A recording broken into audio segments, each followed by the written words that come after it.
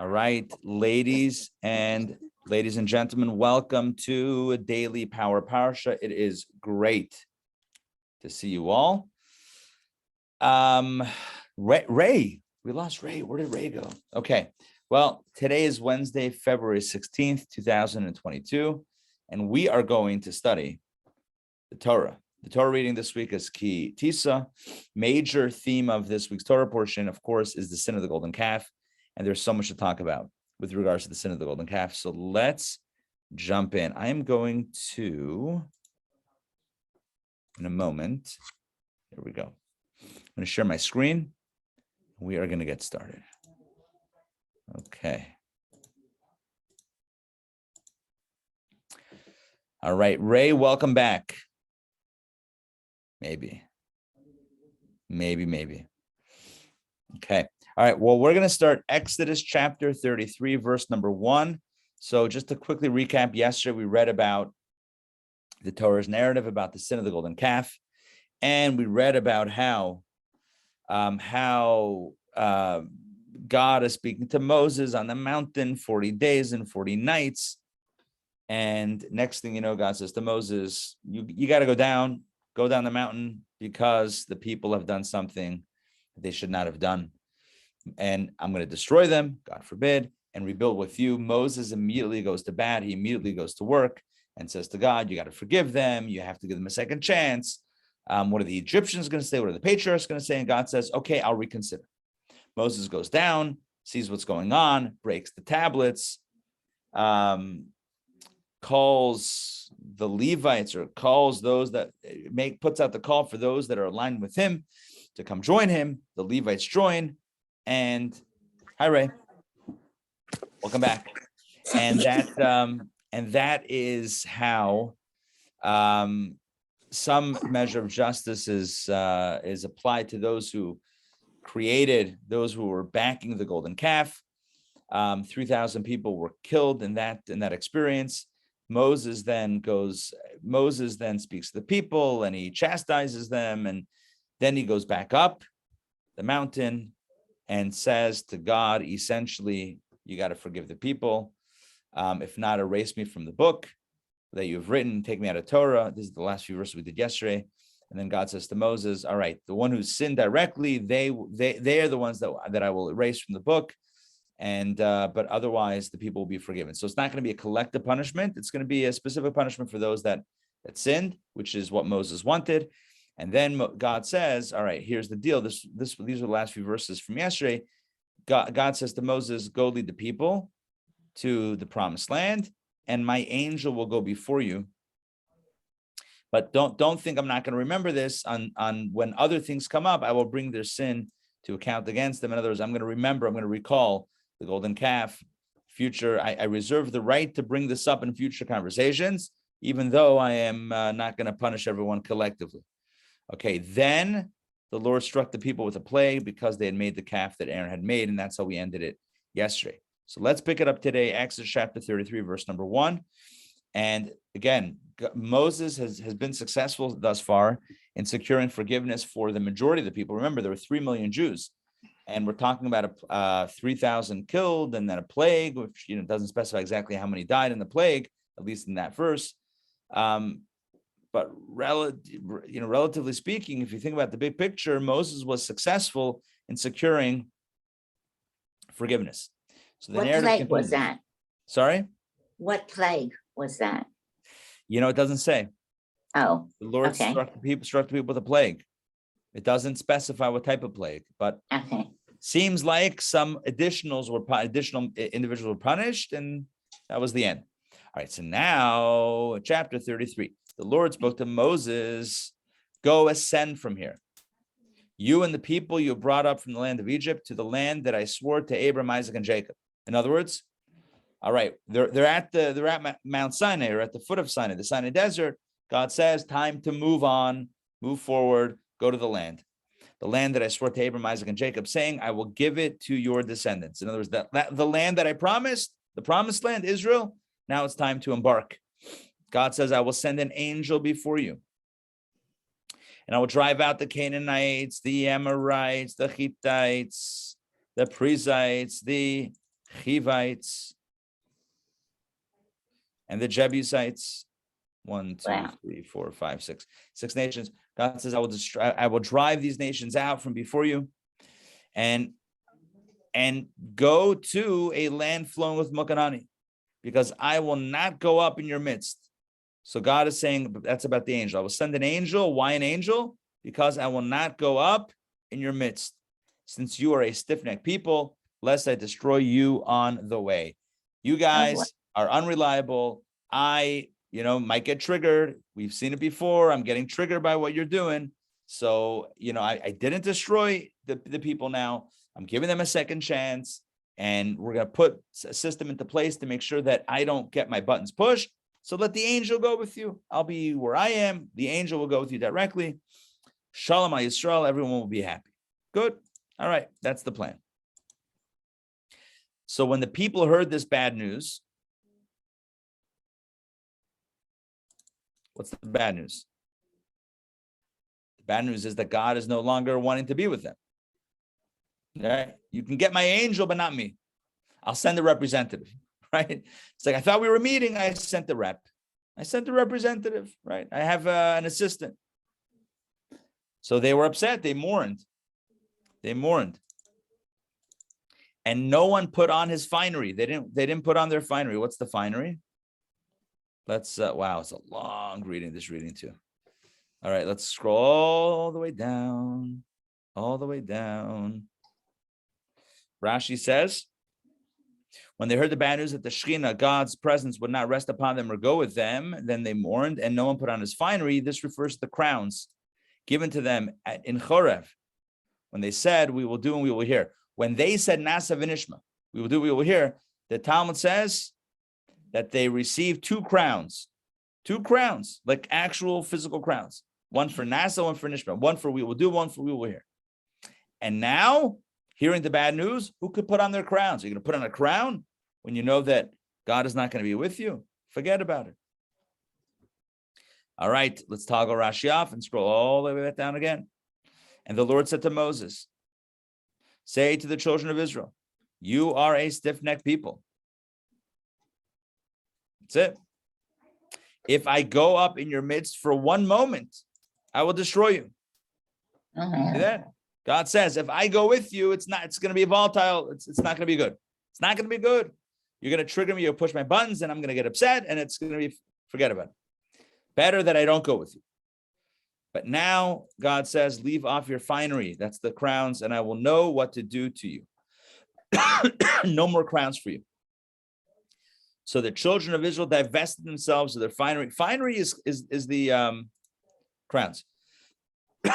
They got rid of their finery. They got rid of the crowns from Mount Chorev. All right.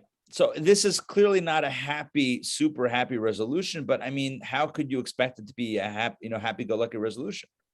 I mean, the people sinned. The golden calf was a real thing. Hey, Dina, welcome. The golden calf was a serious deal. Good to see you. So look, they didn't die. They weren't wiped out. That's a positive. Is God going to be with them like before? No. Not exactly like before. Is that sad? Yes. Okay, but there are consequences. What are you going to do? There are consequences. You're going to expect no consequences? Everything should be hunky-dory? It's almost like God is saying, I can forgive, but I can't forget, right? There's the difference. One is, I forgive you. The other one is, it never happened. Did it not happen? It happened. Let's continue. And Moses took the tent, and pitched it for himself outside the camp, distancing it from the camp, and he called it the tent of meeting. Moses takes his own tent, and he says, I don't want to live with you guys anymore. I'm going to do my own thing. And he puts himself in a separate space. And it would be that anyone seeking the Lord would go out to the tent of meeting, which was outside the camp. This was not the tent of meeting, i.e. the Mishkan. The Mishkan, the actual tabernacle, was in the center of the camp. This is Moses' own tent, which was also a tent of meeting, because that's where he would judge the people, etc. So he moved it away.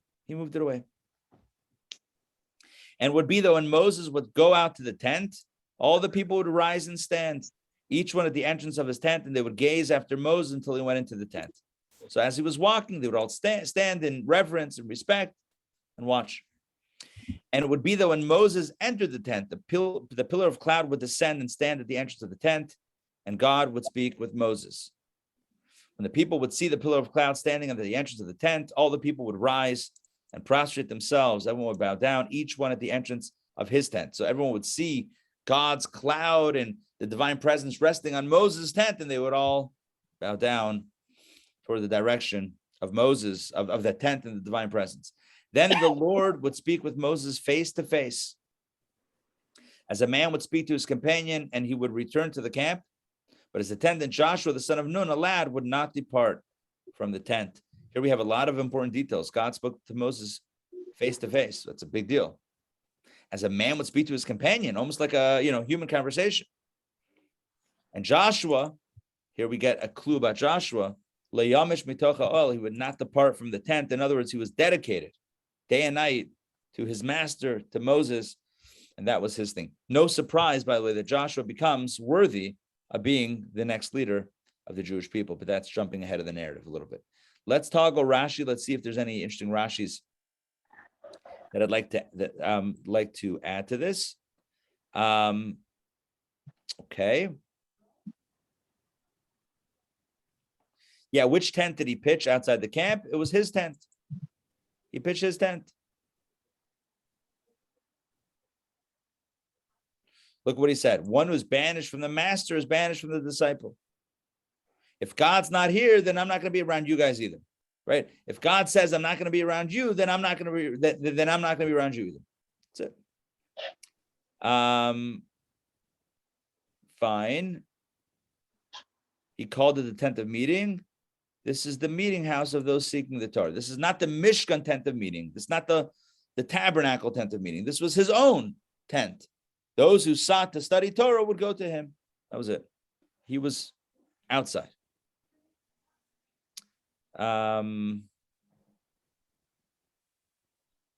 Okay, give me a sec. They would gaze after him. They would stand when he would walk to go to when he would go out of the camp to the tent, to his tent. They would stand and not sit down. Respect. This becomes how we know to stand in respect. When somebody walks in or walks out of the room, somebody of spiritual importance, somebody of Torah importance, it's appropriate to rise and give them the proper respect, or give the Torah, or give the Shekhinah the proper respect. They would gaze after Moses in admiration. They would say, "Fortunate is one born of woman who is so assured by God that the Shekhinah follows him to the entrance of his tent." A human being that the Shekhinah follows, special, very special. Okay. Second. Okay. Let's continue. Excuse me, all the coughing.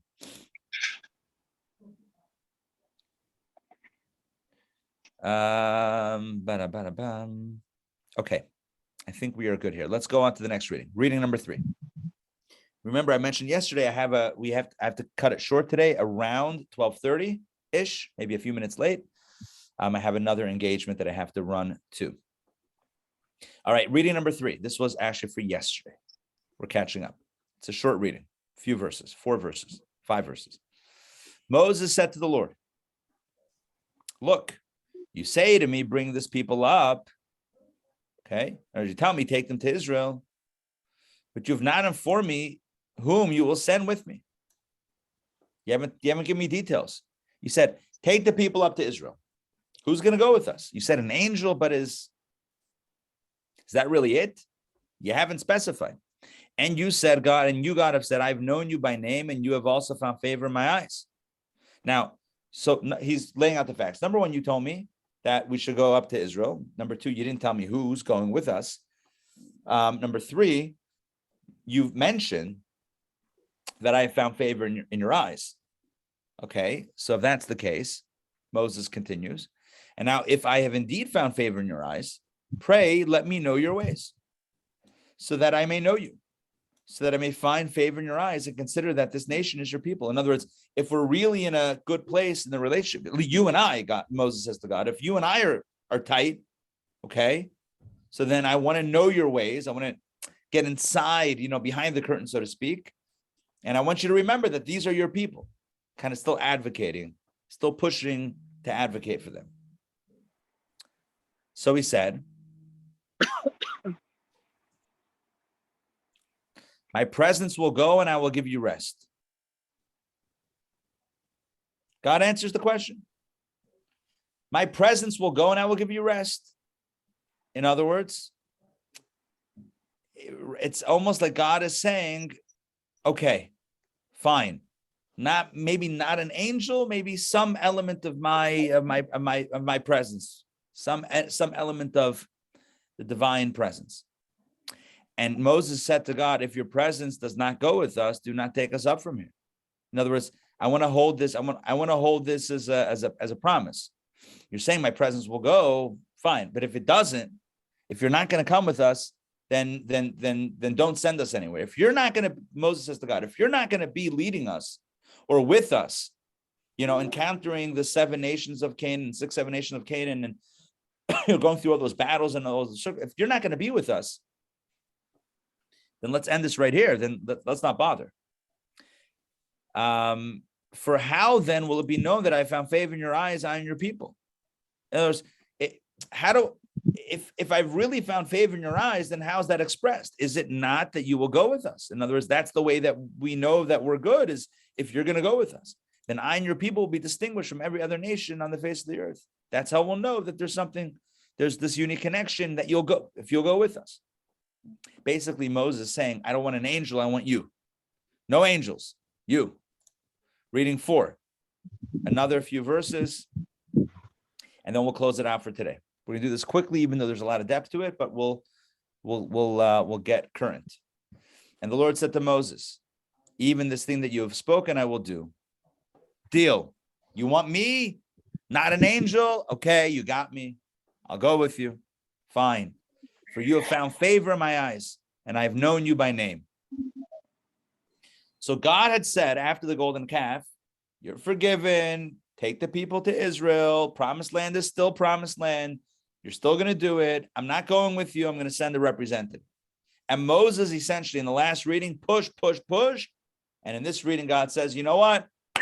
Fine, I'll go with you. Okay, you got me. I'll go with you. And Moses says to him, if that's the case, show me now your glory. If you're really open to everything now, just reveal all your secrets to me. God says, I will let all my goodness pass before you. I will proclaim the name of the Lord before you, and I will favor when I wish to favor, and I will have compassion when I wish to have compassion. You want to know me? That's what it is. It is as I wish it to be. My ways are mysterious, and that is that. That is that. God continues to tell Moses, you will not be able to see my face. You want to see my face? Show me now your glory. You want to see me? You're not going to be able to see me. For man shall not see me and live. My ways are mysterious, right? I will favor when I will favor. I will have compassion when I will wish to have compassion. You're not going to know when, how, what.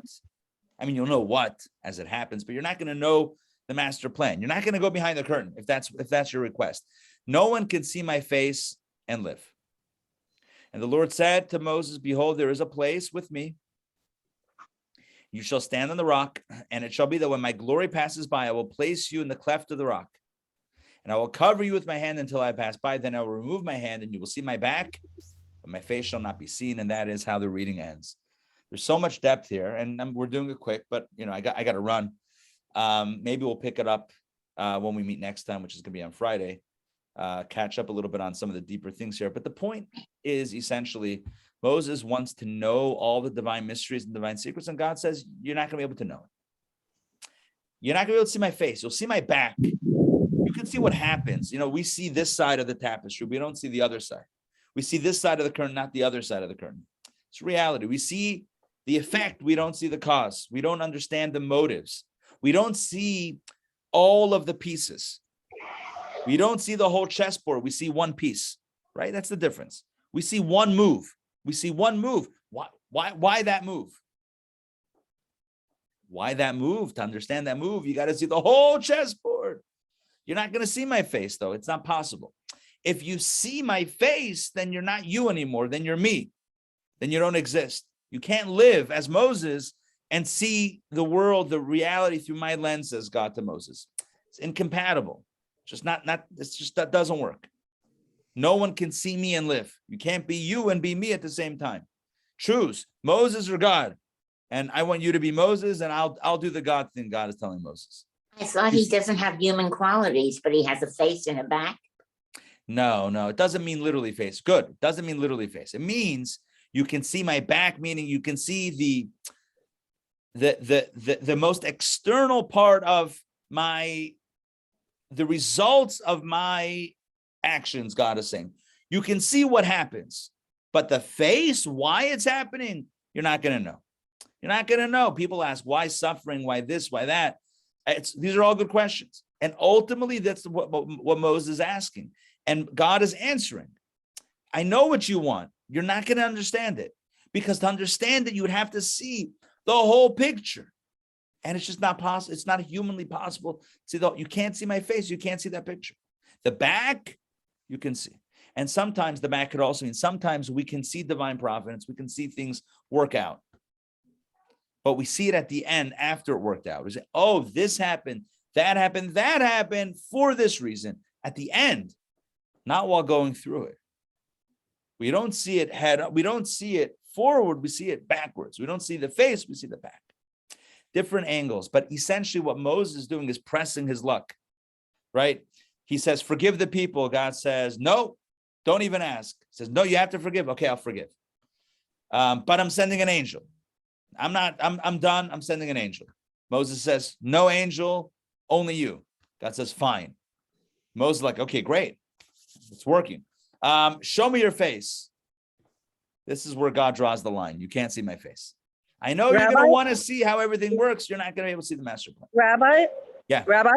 But there is some signal, right? Hashem says he'll pass over. So there is some signal. So what is the signal or the feeling that Moses? Yeah, so I just mentioned that there is divine providence. Sometimes we can see things as they work out. Say, oh, that was the hand of God orchestrating this event, this person, that person. I see how it worked out, but first of all, that's not always that we see it. And even when we see it, it's usually in retrospect, not while going through it. While we're going through it, while we're going through painful things, it feels painful.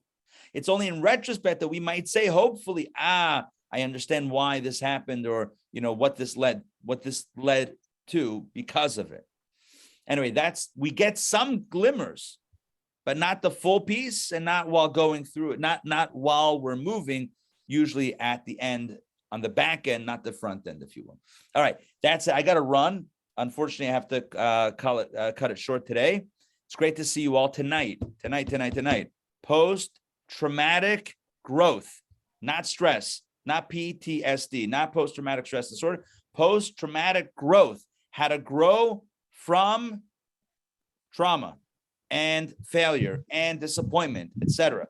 Tonight, we look at 2 bulls and a golden calf. Don't miss it. On Zoom, in-person Torah studies, 7:30 p.m.